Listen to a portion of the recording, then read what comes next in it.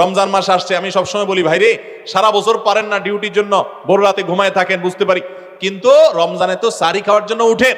অতএব শুধু সাহরি খাওয়ার জন্য না উঠে, সাহরি খাওয়ার পাশাপাশি 10টা মিনিট টাইম নেবেন, একটা রুমে যে দরজা আটকে দিবেন, কেউ যেন নাই, সেখানে একটু আল্লাহর সাথে একটু কথা বলবেন, ছাদে চলে যাবেন, মসজিদে চলে যাবেন, নির্জন জায়গায় চলে যাবেন, সাহরি খেয়ে চলে যাবেন, অথবা সাহরি খাওয়ার আগে ওটা করে এসে পরে সাহরি খাবেন, কিন্তু ভোর রাতের দোয়া যেন রমজানে মিস না হয়। আমার খুব আফসোস লাগে ওই মানুষগুলোর প্রতি, খুবই আফসোস লাগে যারা রমজান মাসে ভোর রাতে সাহরি খেতে উঠছে, কিন্তু দোয়া করার যে এত বিশাল বড় সুযোগ আল্লাহ তাআলা দুনিয়ার আসমানে নেমে এসে আল্লাহ তাআলা বিশেষভাবে বান্দাকে ডেকে ডেকে বলেন, আলা মিন মুস্তাগফিরিন ফাগফির লাহ, তোমাদের মধ্যে কেউ আছে নিজের পাপের জন্য ক্ষমা চাইবে, আমি ক্ষমা করব।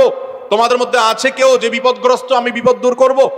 এরকম আল্লাহ তাআলা ডেকে ডেকে ক্ষমা করে থাকেন। অতএব ভাইরা আমার, ব্যক্তিগত জীবনে অনেক মানুষকে দেখেছি, অনেক মানুষের কথা শুনেছি যে তার জীবনে এমন সমস্যা হয়েছে, সমাধানের কোনো পথ তার সামনে খোলা নাই, ভোর রাতের দোয়াটা অনবরত করতে থেকেছে, আল্লাহ তাআলা অলৌকিকভাবে পথ খুলে দিয়েছেন। এই জন্য রমজান মাস আসছে, আমি আপনাদেরকে আবেদন করব, আমি আবারও বলছি, যে মানুষ সাহরি খেতে উঠে একটিবারের জন্য দোয়া করে না, তার চেয়ে কপাল পড়া আর কেউ না যে শুধু সাহরি খেলো। ভাই সাহরিও খান, পাশাপাশি 2-4 মিনিটের জন্য হলে দোয়া করেন, করবেন না ইনশাআল্লাহ?